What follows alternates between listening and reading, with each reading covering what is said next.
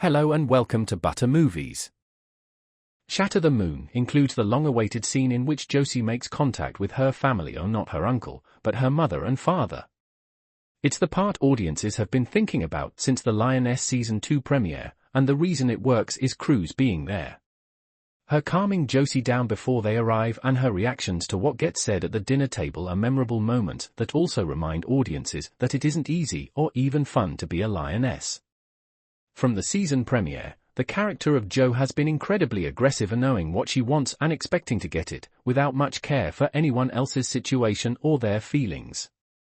The scenes involving Joe's children and her husband Neil have been the only ones to prove that Joe is capable of warmth and compassion.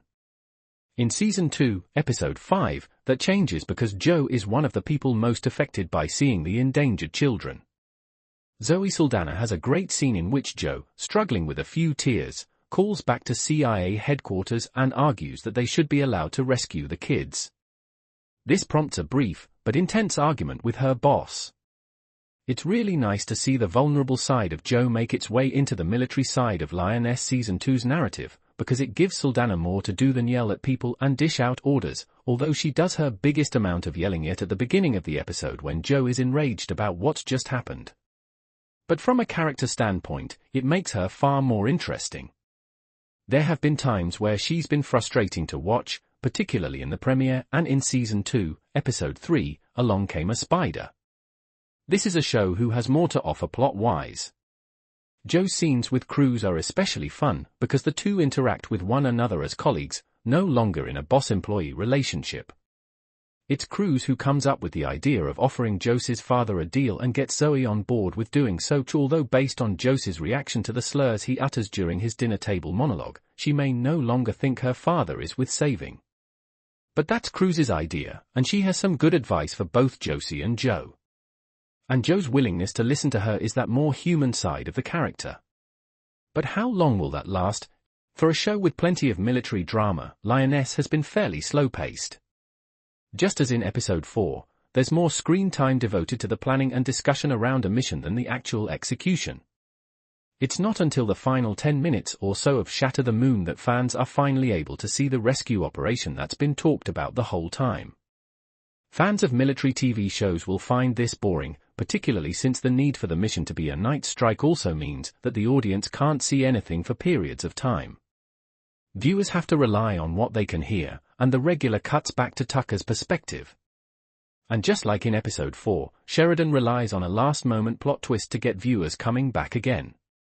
This time, it's the revelation of a suicide bomber who blows himself up to stop the team's assault on the smugglers, presumably killing quite a few people. It's so shocking that it feels almost too random. But it's indicative of the big problem in this episode, and Lioness Season 2 as a whole. The show spent the entire first half of its season planning to infiltrate the Lost Tigers cartel. Josie literally just gets in the door of her home in Episode 5. With only 3 episodes left, how is Sheridan going to play out an entire operation in a way that satisfies viewers? Or is he not going to, and the story will pull the audience in another direction, which might be exciting but will make viewers feel like they didn't need to spend all that time watching Josie prepare for something that didn't happen? Episode 5 gets to the point Lioness needed to hit, but it's the performances by the actors, not the plot, that carries the hour. The satisfaction comes from watching what its 3 stars do and how they give their characters more color. Sheridan will have to step up the action if he wants to deliver an explosive finale, because right now the best action, Lioness Season 2, Episode 5, Shatter the Moon, belongs entirely to a character from Season 1. The return of Laysla De Oliveira as Cruz Manuelos continues to pay dividends for the Paramount Plus show, as Cruz's presence overshadows almost everything else in the episode. And with just a few more left to, the series is finally getting to the mission that it talked about in the first place, but is it coming too late?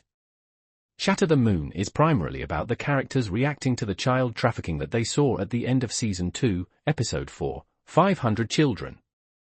But a part of the episode is devoted to Captain Josie Carillo making contact with her family and starting the operation she was hired for.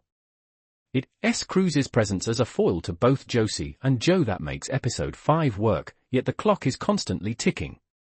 Taylor Sheridan could have used the return of Cruz as simply a shock moment for Lioness, something to reel in the fans who watched Season 1. But from the moment that Joe and Cruz first reconnected in Episode 4, it was clear that Sheridan had actual plans for the character, and the audience watches Cruz become bigger than Joe in Episode 5. She's more interesting to watch and has almost as much to do story-wise as the team's fearless leader. And it's De Oliveira's performance that gives Shatter the Moon its emotion. The Lioness team reacts very strongly to seeing hundreds of children being held for trafficking, and the situation prompts Josie to have a full-blown meltdown, yelling at Joe to court-martial her before storming out of the room. This is where Cruz comes good, as she reels Josie back in by relating a little bit about her time in the Lioness program and the difficult choice she made in Season 1. The audience doesn't have to have seen Season 1 to connect with what she's saying. Sheridan establishes Cruz's angst in the dialogue and De Oliveira sells it. The dynamic that's building between Cruz and Josie is quickly more interesting than the one between Cruz and Joe, because while Cruz is just as tough on the new recruit, they have something in common. Joe doesn't trust the new Lioness. For all her time and experience behind the intelligence curtain, she still insists on running her operation in good faith. For the love of country, warts and all. But as resident queen of pragmatic CIA Gaullism, Caitlin Meade reminds her, Joe shouldn't trust any of them. Trust, in other words, is not a luxury available to anyone who serves the agency. Spycraft is the lie craft, and Joe suspects Josephina Carillo's story isn't her whole story. The trick is figuring out what to do with the truth once you extract it.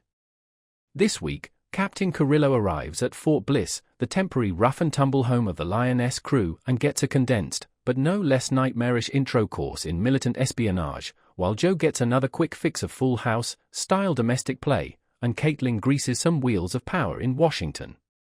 The button gets pushed on Josephina's cover, with news of her discharge spread over cable news. Back at the Saucy Exposition meeting room, our bigwig Greek chorus of Mullins, Mason, and Holler express concern over the convenience of their new assets cover story and point out the historical stickiness of CIA operations moving drugs across the border. A quick nudge from Caitlin gets the real concern out of them, though public outrage over the Congresswoman's abduction isn't holding, and the press is resisting a push for greater awareness. The response is divided on party lines, and as the show has reminded us at least twice every episode so far, there's an election looming. The president is polling at 40% and they need more support from their side of the aisle to move on their current plan, as if we needed to be reminded of our real-life election. We'll see how that plot point affects the enjoyment of the show come next week. Josephina is flown into Fort Bliss and picked up by Bobby, Jill Wagner. Right away, she is shown that working with the CIA is not going to be like her time in the army. Things get no better when she meets the rest of the team, who basically ignore her. She asks what they have to do to get past the awkwardness. But the team says nothing, they don't want to know anything about her aside from her cover, and she doesn't need to know anything about them. The next morning Josephina gets a rude awakening to the team's living arrangements, as they all share a single latrine. She's apparently shy about showing herself naked, but Tucker, LaMonica Garrett, tells her where she can get some privacy. She doesn't have much time for that though, as Kyle, Thad Luckinbill, arrives and tells her he wants to see what she's made of. He has her observe the team run a drill where he says they rely on S***T hits the fan tactics. One watch and then it's her turn. But first, she gets a lesson in shooting, with her taking target practice as everyone else makes noise and yells at her, noting there is no such thing as a peaceful gunfight. She then does the house drill, complete with loud noises and strobe lights to distract her. She hesitates in certain situations but ultimately completes the drill as instructed. Joe arrives and asks Kyle how Josephina is doing. He says she doesn't know anything, but she learns quickly, follows directions, and does what she's told without asking too many questions. A good place to start. Next, Joe wants to have her run through the simulator. Pushing for the truth. Wearing a VR headset, Josephina is put through a simulated situation where she has to take out a number of enemies on a Mexican street. She comes upon a man holding a young woman hostage. She yells at the man, a simulation, mind you, to let the woman go, but instead, the man shoots at Josephina, ending the simulation. Joe scolds her for her performance, telling her they're not a hostage rescue team, they're a kill team, eliminating their target is their only mission and any obstacle to that must be overcome. Josephina asks how Joe would suggest she overcome a 16-year-old girl with a gun to her head. Shoot the girl yourself and then the enemy, Joe answers. Josephina says that's murder, but Joe corrects her, it's survival. Joe needs more time to train Josephina, but Kyle points out that they don't have. When last we tuned into Taylor Sheridan's espionage thriller, Joe, on the heels of beginning her new Lioness training, came to realize that Captain Josie Carillo was not at all forthcoming when she was first recruited to gain intel on Lost Tigers aka the Chihuahua and Coahuila cartel that kidnapped a U.S. congresswoman and likely has ties to both the Mexican government and China. What is a Lioness trainer to do if their undercover asset cannot be trusted to be loyal to her country? Related stories. Morgan Freeman Lioness. Morgan Freeman has acted in his fair share of White House drama. Here, he explains why Lioness is different. Lioness Season 2 Josie Genesis Rodriguez. New Lioness roars, Genesis Rodriguez spills secrets behind Josie's fiery intro and her hard yes video. That is the dilemma now facing Zoe Saldana, and her superiors, as seen in Twine's exclusive sneak peek from this Sunday's episode. When last we tuned into Taylor Sheridan's espionage thriller, Joe, on the heels of beginning her new Lioness training, came to realize that Captain Josie Carillo was not at all forthcoming when she was first recruited to gain intel on Lost Tigers aka the Chihuahua and Coahuila cartel that kidnapped a U.S. congresswoman and likely has ties to both the Mexican government and China.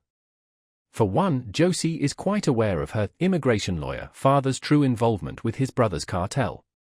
Also, she does speak Spanish, despite originally claiming otherwise. Congratulations, Joe. You recruited a mole, CIA officer Kyle remarked after Josie revealed herself. Joe herself was not at all pleased, either. Your father is a lawyer? You don't speak Spanish? You think we're F-king amateurs, she barked at Josie. We do this for a living. Josie denied signing on as Lioness to secretly protect her family, and reiterated that she loves her country. But do you love it enough to put your father in prison, asked Joe. To destroy everyone she loves, and everything they built? In the sneak peek above, from Season 2's 4th episode, 500 children, Brian, Michael Kelly, and Caitlin, Nicole Kidman, tasked Joe with assigning a shadow to Captain.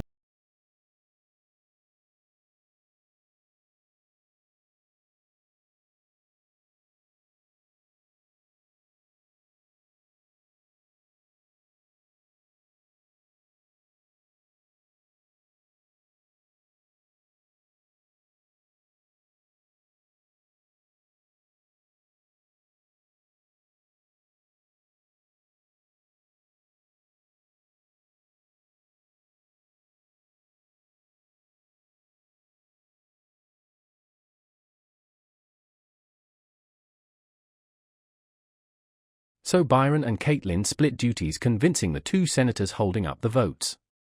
Caitlin enlists the help of her Illuminati financial investor husband Errol, Martin Donovan, to opine on the economic consequences of another high-profile target on U.S. soil over dinner with Senator Fuller, while she lets it slip that the abduction was a probe instigated by Chinese intelligence. With the boogeyman sufficiently incepted through hushed tones, the senator seems interested in letting Caitlin and her team take care of it all quietly, somehow stopping another 9/11 from happening while preventing a devastating market collapse. I don't know, that's the argument Caitlin and Errol make between bites of what I'm sure is insanely expensive, mediocre as, well-done steak. And I guess it's enough to get the Senate on board and procure a black fund for the mission. Only 3 episodes in, and Joe's home life pattern is already getting a bit redundant. Pull up to the driveway with a melancholy mix of weariness and relief, get triggered into perceiving a phantom threat, draw a gun, and almost shoot a family member. This time, though, she catches Dr. Neil enjoying a quiet afternoon bath while the girls are away. I think we can officially hand the devoted and devastatingly hot TV house partner championship belt, husband, wife, or otherwise, to Dave Annable, who's so goddamn handsome as to make these otherwise hilarious sitcom-y family intrigue worth sitting through. The whole "you should be happy your parents love each other" scene after Kate walks into direct view of her parents' parts mid-smash had me in tears. Even when they stick him with the task of arguing with his daughters about their friend being non-binary over breakfast, complete with a groan-worthy appeal to the free exchange of ideas, cribbed from whatever episode of the Joe Rogan podcast he heard that morning. Just when I thought my sexual orientation was shifting from Zoe Saldana verbally destroys someone to Dave Annabelle makes eggs. Anyway, on her way out the door, Joe backs him up with a little CIA mom twist. What your father means is ideas are meant to be challenged. He has the right to disagree with you, and you have the right to disagree with him. There are nations where that right doesn't exist, and those are the places you don't want to visit. Joe goes to those places so they don't have to, etc., etc. The inner conflict between her patriotism and detached realism seeps through the things she tells her family as justification for her absence. Like Joe, the Lioness series continues to run on the mythical boomer centrists' vague distrust in our institutions undercut by a resounding belief in the fractured American white hat mythos. It also continues to exhibit the type of uncanny, lizard-brainy images of combat and violence to erupt from Hollywood's deep well of dissonant, yoked espionage dramas. Josephina's welcome to Fort Bliss is characteristically cold and all the more abrasive by the lack of privacy in the open bunk, co-ed showers, and open latrine. I can tolerate this in Pakistan, I can't do this shit in Texas, shouts Bobby, storming out of the shower after 2 cups runs in to take a huge emergency dump, the whole mad scene recalling the co-ed showers of our future fascist space military in Paul Verhoeven's Starship Troopers. Josephina suggests they break the ice and get to know each other at dinner, but the Lioness crew isn't interested in getting to know their lioness this time around, not beyond her cover.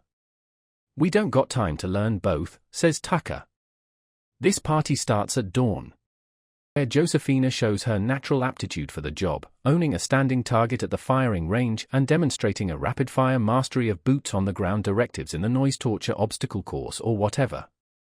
Things get shakier, though, when Joe puts her through a goofer-looking VR exercise. Josephina yells, "Let her go," at a fake assailant holding a fake hostage with all the fervor of a boomer shrieking in terror at a VR roller coaster. This makes it pretty funny when Joe says, "What are you, a cop? Let her go?" The point is that this is a kill team and a kill team only. To kill is to survive. And now, Josephina's survival will require her to destroy her family. Here's where Joe takes Caitlin's cue from the top of the episode. She can't trust Josephina, but she can use that distrust to identify pressure points, recruit not by way of camaraderie, but by fear. Josephina told them a heavy stack of lies, that she didn't know her father and uncle's business and didn't speak Spanish, enough to put her away as a mole with a phone call to the military police. If she lied to protect her family, how are they supposed to believe she'll destroy them for love of country? Josephina claims she broke away from them a long time ago because she didn't want to know or have anything to do with the cartel. She seems to be telling the truth on that count, but the truth doesn't matter when she's already been cast in the central role of this operation. Under duress, she plays her part and makes the introductory call to her father. All in a day's work when you're in what Caitlin Mead calls the sovereignty of our nation business. She tells Josephina the next part of her mission is going to have her go home to her parents. When Josephina argues she doesn't have a close relationship with her family, Joe rips into her on that. She doesn't believe she's oblivious to her father's cartel connections and wants to know what else Josephina failed to tell her. Kyle and the rest of the team come over to add to the intimidation factor. When they speak Spanish to her, Josephina breaks and reveals she can indeed speak Spanish. They now claim Josephina is a mole and will have military police take her. Josephina pleads her case, saying she stayed away from her family because she didn't want to know their business. But Joe is confident she does know about it and that she could just be protecting her family. Josephina says she joined the Lioness program because she loves her country. Enough to put her father and other members of her family in jail, Joe asks. Joe gives Josephina one chance, putting her phone in front of her. Through tears, Josephina picks up the phone and calls her dad.